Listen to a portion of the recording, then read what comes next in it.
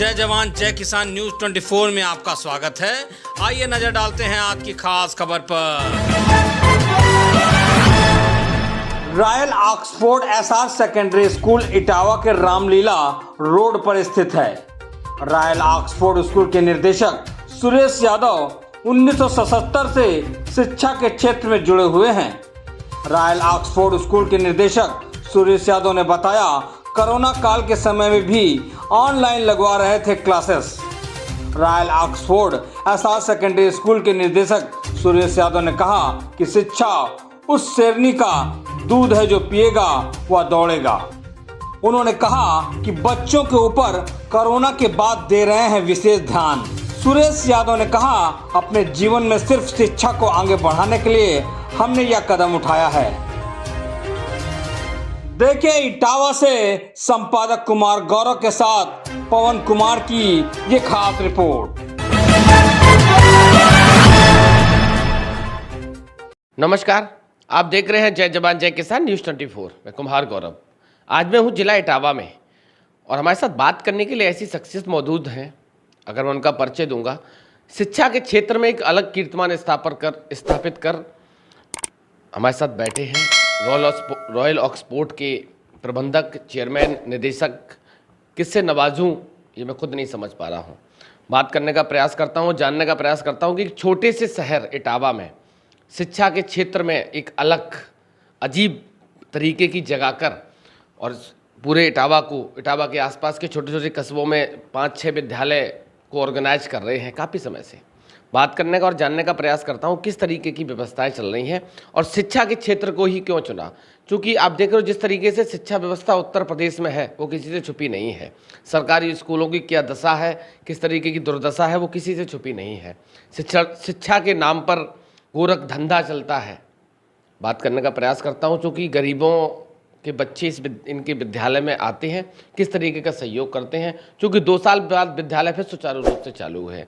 Sir, सबसे पहले तो आपका स्वागत है हमारे साथ। Thank you. सुरेश जी, एक सबसे पहला सवाल, 2 साल विद्यालय बंद रहे, 2 साल बाद फिर शिक्षा व्यवस्था शुरुआत हुई है, किस तरीके से देखते हैं और कैसी तैयारियाँ अभी चल रही? देखिए, शिक्षा वो सिंगिनी का दूध है, जिसको जो पिएगा वो दहाड़ेगा, ये बाबा साहब ने कहा था।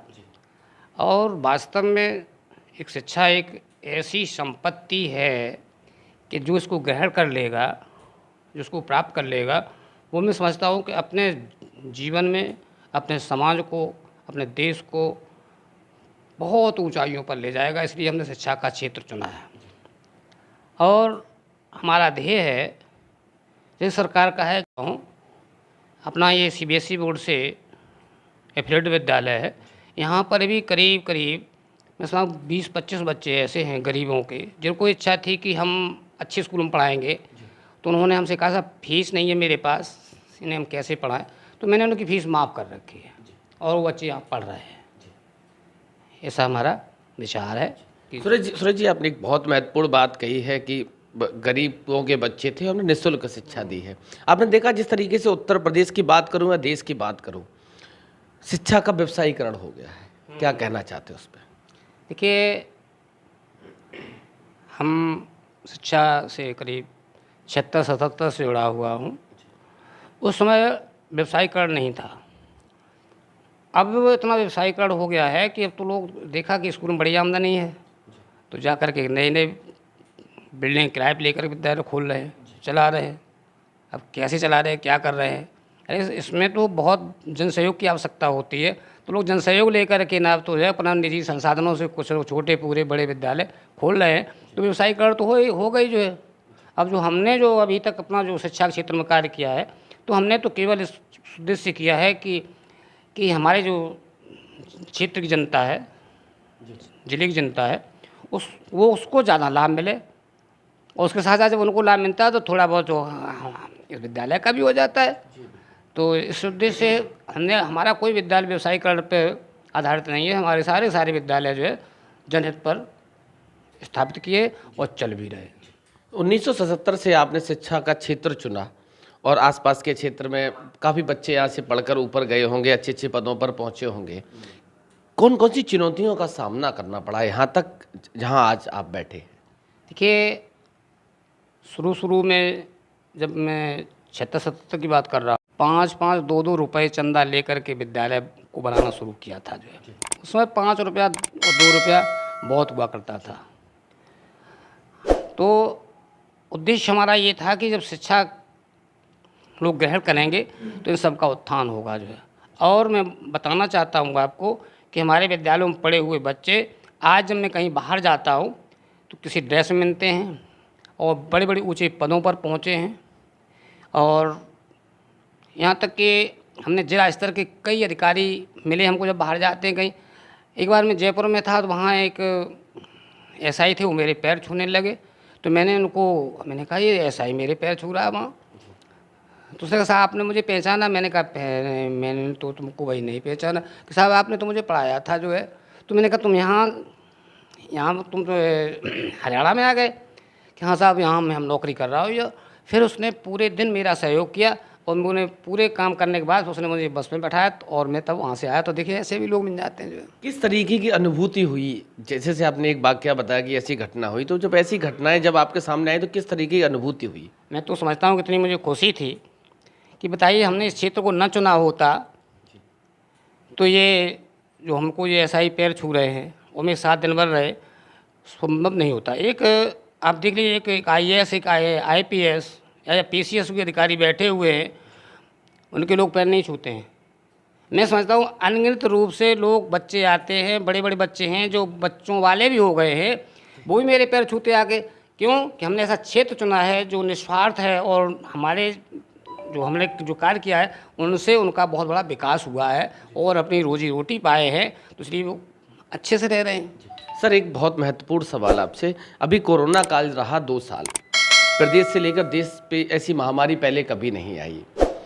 किस तरीके से सरकार का सहयोग मिला, क्या रहा पूरा? देखिए, 7 मार्च होली की छुट्टी की गई। होली की छुट्टी के बाद 22 मार्च 2020 को जनता कर्फ्यू लगाया गया। फिर 23 को स्कूल खोले गए और 24 से फिर स्कूल बंद की स्थिति में आ गए। तो उस समय विद्यालयों का भी नुकसान हुआ और जो बच्चे हमारे पढ़ रहे थे, चाहे इस विद्यालय में पढ़ रहे हों चाहे किसी विद्यालय में पढ़ रहे हों, बाहरी शिक्षा में गिरावट आई। अब सरकार जो कर सकती थी, मैं समझता हूँ सरकार ने उतना किया। और एक जल्दबाजी की एक बात ज़रूर आई थी कि मतलब एकदम घोषणा हो गई थी कि मतलब कोरोना लॉकडाउन, तो उसमें थोड़ी जनता को परेशानी हुई थी। तो भाई कोई न कोई निर्णय जब परेशानी तो थोड़ी बहुत हो ही जाती है। लेकिन चाहे हमारे केंद्र गवर्नमेंट रहे हो और चाहे हमारी यूपी गवर्नमेंट रही हो, बहुत जनता का सहयोग किया और मैं समझता हूँ कि करना भी चाहिए था जो है। और यूपी गवर्नमेंट ने तो जो है यहाँ तक बताएगा आपको जो है लोगों को खाना देना और उनको घर पहुँचाना, ये सारे काम किए। लेकिन एक बात तो बताऊँगा कि अब आर्थिक स्थिति हम लोगों की बहुत ख़राब हुई। जो हमारे यहाँ स्टाफ लगा हुआ था कोरोना काल में, तो उनको हम पैसा के लिए हम लोगों ने कुछ न कुछ, हमने क्या, मेरे जो और विद्यालय चलते, कुछ न कुछ हम लोगों ने अपने निजी संसाधनों से अपने टीचरों का सहयोग किया और टीचरों ने भी हम लोगों का सहयोग किया।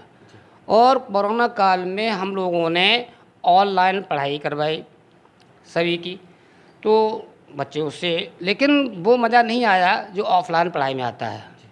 तो शिक्षा में मैं समझता हूँ कि कम से कम 25-30% की गिरावट आई है।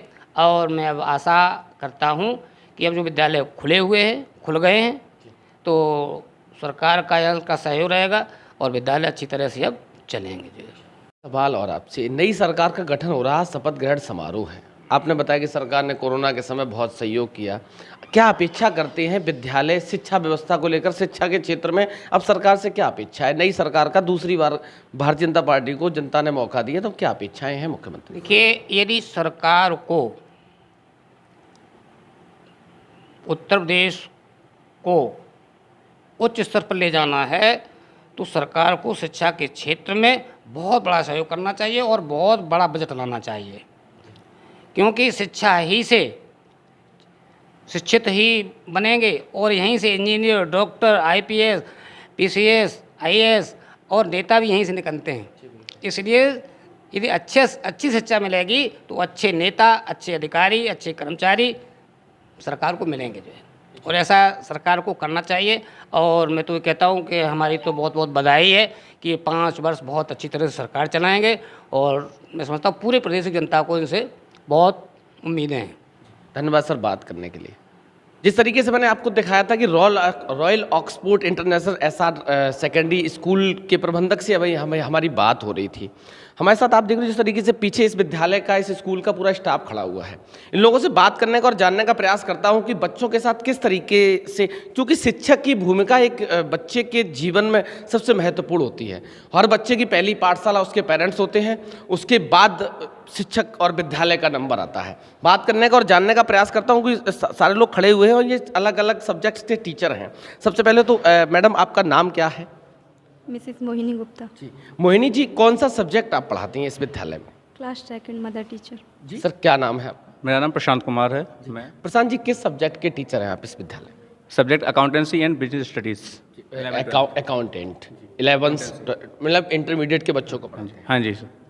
किस तरीके से आप शिक्षा, चूँकि आपने देखा बच्चों का जो इंटरेस्ट है, कैसे जज करते हैं चीज़ों को? बच्चों का इंटरेस्ट से पता चलता है कि बच्चे किस चीज़ में एक्टिविटी ज़्यादा करते हैं। जैसे मान लीजिए किसी बच्चे को न्यूमेरिकल अच्छा लगता है, या तो वो साइंस में जाएगा, मैथ्स लेगा जाके, या फिर जाएगा अकाउंटिंग सब्जेक्ट के लिए, कॉमर्स में जाएगा। क्योंकि कॉमर्स और मैथ्स 2 ऐसे सब्जेक्ट हैं जिसमें ज़्यादा से ज़्यादा प्रैक्टिकल वर्क किया जाता है। जैसे मैथमेटिक्स हो गया, क्योंकि पूरा अकाउंट वर्क पूरा किस पे बैठता है? मैथमेटिक्स पे। किसी बच्चे का इंटरेस्ट ही नहीं है आपके अकाउंटेंट में, फिर क्या करेंगे? फिर उसके लिए इंटरेस्ट के लिए हम उसको उसके फीचर्स बता सकते हैं, उसके बारे में बताएंगे उसको, आप क्या इसमें कर सकते हैं, क्या स्कोप है, फ्यूचर में आप किस चीज़ में जाएंगे, आप आगे जा सकते हैं। ये सारी चीज़ें आ जाती हैं उसके बीच। उसमें क्या होता है, बच्चों को कई इंटरेस्ट आ जाते हैं। जैसे मान लीजिए किसी बच्चे को सीए बनना है तो उसके लिए कॉमर्स ज़रूरी है, तो उनको हम कॉमर्स दिलवा देते हैं। मैम क्या नाम है आपका? राशि गुप्ता। जी राशि गुप्ता, नाम बड़ा अच्छा आपका राशि है। इस विद्यालय में किस सब्जेक्ट की teacher? Maths sir. Maths. 3rd to 8 class 3rd to 8। A² + B² + C²।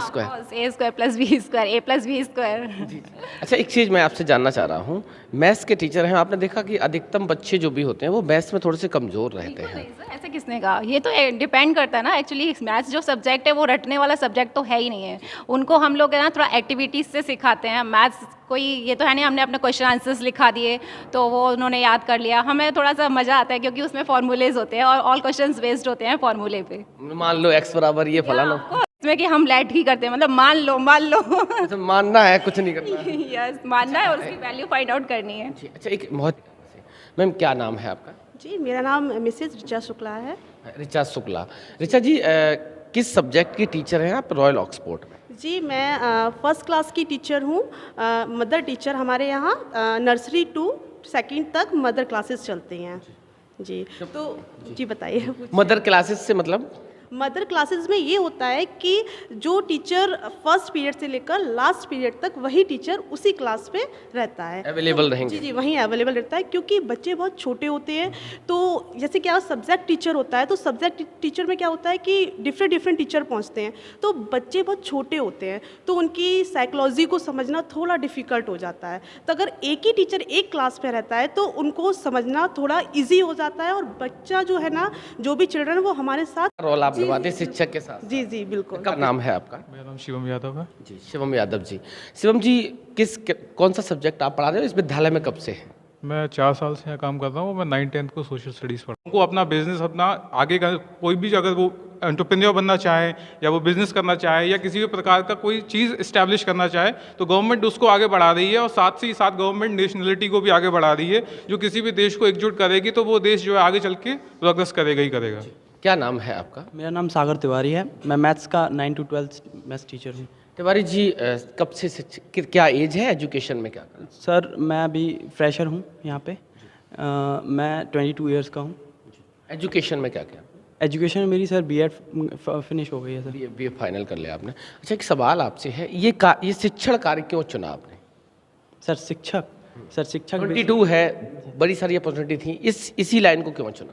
Actually sir मेरा मानना ये टीचर होता है वो बेसिकली, जब मैं पढ़ता था तब मेरे को ऐसे भी टीचर मिले हैं जो अच्छे से मतलब गाइड नहीं कर पाए मेरे को। उन चीज़ों को देखने के बाद मैंने ये सोचा कि शायद मैं जो चीज़ वहाँ से सीख कर आया हूँ शायद मैं अब आगे चलकर बच्चों को गाइड कर सकूं। इस वजह से सर मैंने प्लेटफॉर्म चुना। क्या नाम है आपका? My name is Amit Narayan Pandey and I am teaching here since 1 year. In this Pandey ji, Yes, sir. कौन से वाले? कानपुर वाले? Yes, sir. कानपुर से हो क्या? Yes, sir. मतलब मेरा कहना सही हो गया? बिल्कुल सर। पांडे जी, एक चीज बताइए, आप एज क्या है? My age is 35. 35। इस लाइन में कब से हैं? Sir, at least 10 years. 10 years में अचीवमेंट क्या है? लास्ट सवाल। All the students are successfully passing the exam, either it is academic or competitive exam. They are scoring high and high and high. You are right. I am right for this. जिस तरीके से आप देख रहे थे, royal Oxford की पूरी unit हमारे साथ थी, बात करने के लिए उपस्थित थी। सब लोगों से जानने का प्रयास किया, क्योंकि शिक्षक ही एक वो दीपक है जो अंधकार में थोड़ा सा उजाला डालने का प्रयास करता है। इस बंद कमरे में अगर लाइट चली जाती है, और छोटा सा दीपक वो प्रकाश डालता है, जिससे कि हमें आगे जाने का रास्ता महफूज कराता है। यही वो यूनिट है जो हमारे बच्चों को, छोटे छोटे बच्चों को, पहली पाठशाला पेरेंट्स होते हैं और दूसरी पाठशाला विद्यालय, यही वो शिक्षक हैं जो हमारे बच्चों के उज्जवल भविष्य को आगे ले जाने का काम करते हैं। आप लोगों को हमारी तरफ से शुभकामनाएं हैं। आपके भविष्य के लिए हमारी तरफ से बहुत बहुत बधाई, बहुत बहुत शुभकामनाएं हैं। पल पल की खबरों को देखने के लिए चैनल को लाइक, सब्सक्राइब और शेयर करना ना भूलें।